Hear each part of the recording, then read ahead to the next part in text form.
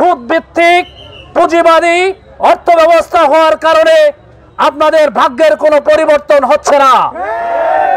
বাংলাদেশ শ্রমিক কল্যাণ ফেডারেশন জামাত ইসলামী যদি ক্ষমতায় আসে, এদেশে ইসলামী সমাজ বিনির্মাণ করতে পারে, তাহলে শ্রমিকদের জন্য, মেহনতি মানুষের জন্য যাকাত ভিত্তিক এবং কর্জি হাসানা ভিত্তিক ইসলামী অর্থব্যবস্থা চালুর মধ্য দিয়ে শ্রমিকদের ভাগ্যের পরিবর্তন করে দেওয়া হবে। আসসালামু আলাইকুম ওয়া রাহমাতুল্লাহি ওয়া বারাকাতুহু। 1 মে আন্তর্জাতিক শ্রমিক দিবস বাস্তবায়নের প্রস্তুতি পূর্ব আজকের এই দাওয়াতি মিছিলে উপস্থিত রয়েছেন বাংলাদেশ জামাত ইসলামী মনোনীত ঢাকা 18 আসনের সংগ্রামী সংসদ সদস্য প্রার্থী, গণমানুষের প্রিয় নেতা প্রিন্সিপাল আশরাফুল হক। উপস্থিত রয়েছেন বাংলাদেশ জামাত ইসলামী তুরাগ দক্ষিণ থানার সংগ্রামী আমির, 52 নং ওয়ার্ডের কাউন্সিলর পদপ্রার্থী সংগ্রামী জননেতা জনাব আবু বকর সিদ্দিক। আজকের এই অনুষ্ঠানে সভাপতিত্ব করছেন বাংলাদেশ শ্রমিক কল্যাণ ফেডারেশন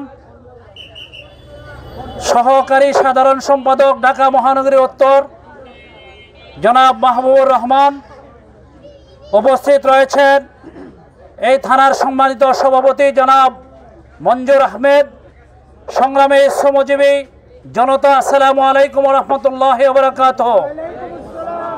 সংগ্রামী ভাই এবং বন্ধুগণ, শ্রমিকদের অধিকার রক্ষার্থে আগামী 1 মে আন্তর্জাতিক শ্রমিক দিবস উপলক্ষে ঐতিহাসিক পল্টন মোড়ে বাংলাদেশ শ্রমিক কল্যাণ ফেডারেশনের উদ্যোগে বিশাল সমাবেশের আয়োজন করা হয়েছে। এই সমাবেশকে বাস্তবায়ন উপলক্ষে আজকের এই প্রস্তুতি মিছিল আমরা আগামী 1 মের সমাবেশে আপনারা সকলে উপস্থিত থাকার জন্য আহ্বান জানাচ্ছি।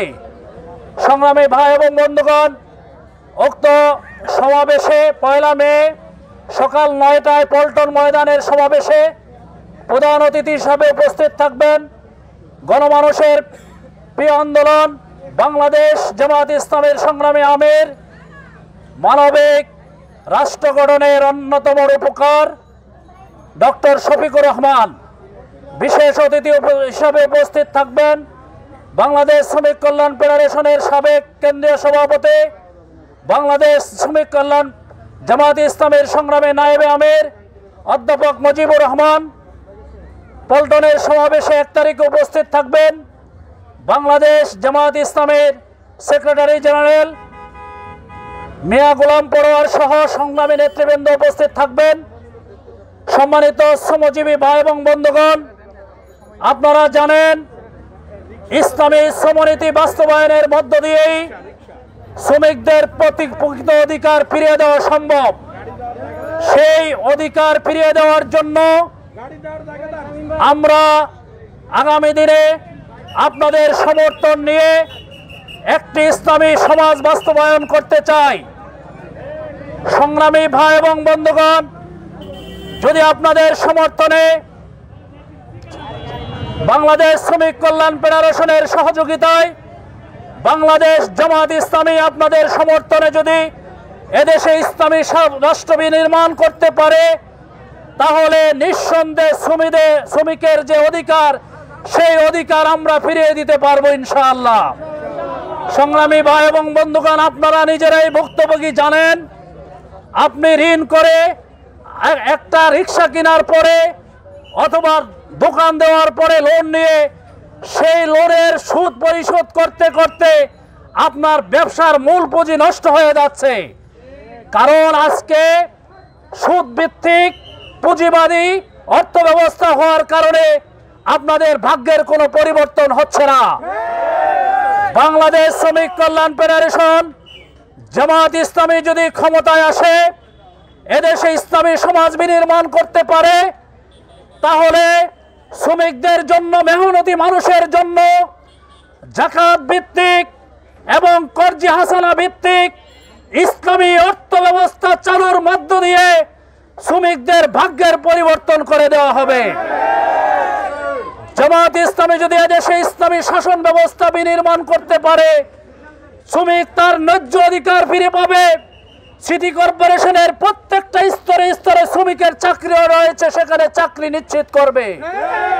বাংলাদেশে বাস টার্মিনাল, নৌ টার্মিনাল, ট্রাক টার্মিনাল সহ পাটকল সহ বিভিন্ন স্তরে শ্রমিকদের জন্য যে চাকরির সুবিধা রয়েছে, আজকে এই চাকরির সুবিধাগুলো এক শ্রেণীর চাঁদাবাজি করে এই ব্যবস্থাটাকে বন্ধ করে দিচ্ছে। বাংলাদেশ জামাত ইসলামী যদি আগামী দিন আপনাদের সমর্থনে এদেশে ইসলামী শাসন ব্যবস্থা করতে পারে, তাহলে প্রত্যেকটা জায়গায় শ্রমিকদের জন্য চাকরি উন্মুক্ত করা হবে। ঠিক পাশাপাশি মালিকরাও তাদের ন্যায্য অধিকার ফিরে পাবে। শুধুমাত্র জামাত ইসলামী ক্ষমতায় আসলে তাদের জন্যই ক্ষতিকর হবে যারা চাঁদাবাজি এবং দুর্নীতিতে লিপ্ত। অতএব আপনাদের সমর্থন নিয়ে আগামী দিনে ইসলামপূর্ণ ইনসাফপূর্ণ সমাজ বিনির্মাণ করতে চাই।